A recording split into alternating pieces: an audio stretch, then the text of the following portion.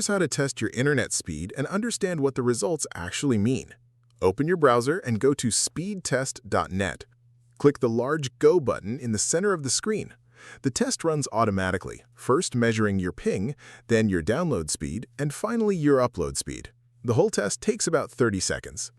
Your download speed tells you how fast your device receives data from the internet. This directly affects streaming, browsing, gaming, and downloading files. A higher number means faster and smoother everything. Your upload speed tells you how fast your device sends data to the internet. This matters most for video calls, live streaming, cloud uploads, and sending large files.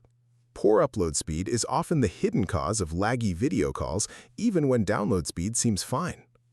Run the test a few times at different points in the day since speeds vary with network load.